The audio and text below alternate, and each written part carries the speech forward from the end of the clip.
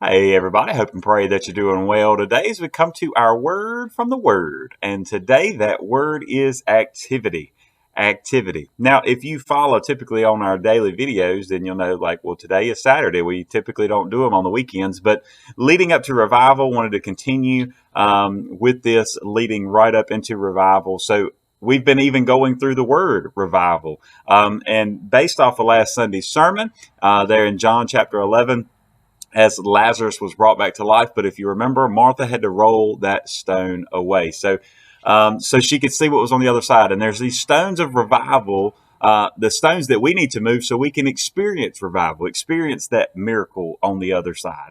So with that, today is that stone of activity. Right, we've been going down talking about roadblocks, our ego, our vindication, how we justify the things that we've done, indecision, and then victory, or specifically past victories. But today is that stone of activity that we need to roll away. It's basically this thought: I'm too busy to come to revival. Right? How often we hear this, and let me just say this ahead of time. We know that there are people that are work, there are people that are sick, there's people that physically cannot come.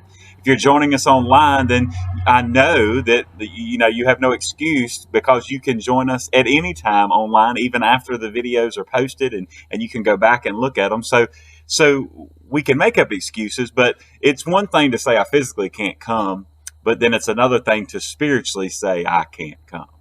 So that's a little bit of what we're going to look at today. But if we say physically, I'm too busy, I'm too active, I have too many things going on.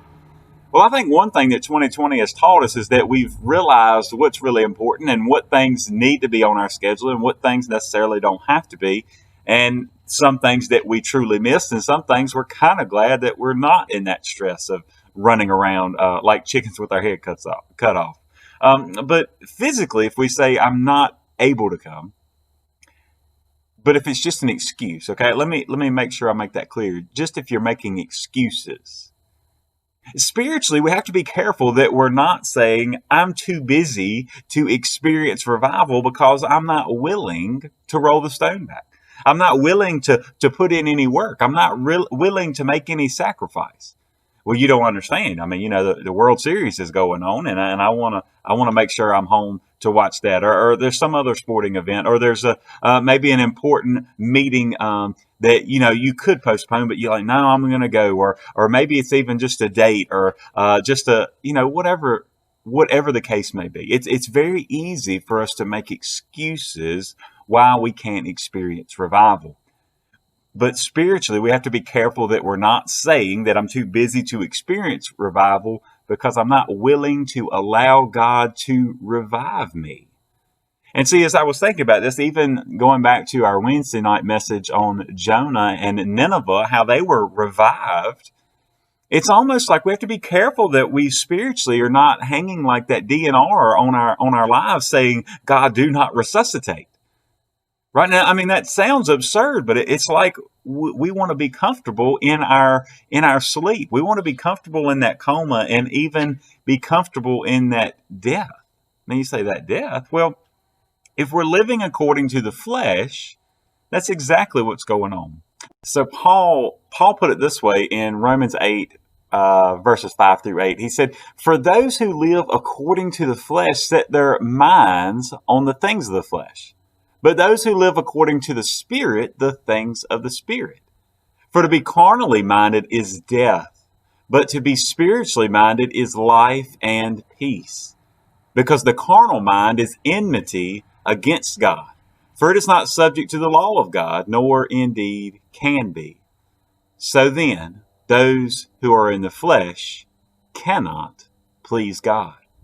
And see with that last part, I mean, if we really want to be pleasing to God and we want to experience revival, then we've got to throw out that flesh, that activity, right? That we say that we're too busy to experience revival. You see, the flesh says, I'm too busy, but the Spirit says, I need to make it a priority. The flesh says, well, hey, I've been through revival before. I've had revival before. I've experienced revival before. And this is some of what we talked about even yesterday. But the Spirit says you need it again.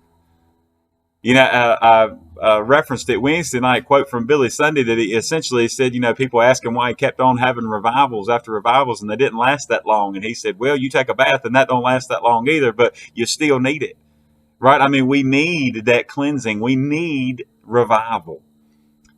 The flesh says that, well, hey, COVID is dangerous, and it is, and we're not making light of that at all. All of us have been touched by it in one way or another. But see, the flesh will say, well, that makes it too dangerous to be able to experience revival. And if anything, 2020 has taught us that there's more than one way to do things. It's more than just maybe the way we were used to doing it. But now that we have so many, you can be in person, online, or even drive in, all these things. So the Spirit is saying, look, continuing, yes, COVID is dangerous, but the Spirit is saying, if you continue in your flesh, oh, that's much more dangerous. It has much more eternal consequences. You think about, that I've seen people at revivals before that, they look back on their life and they begin reflecting and they understand that they never were truly saved.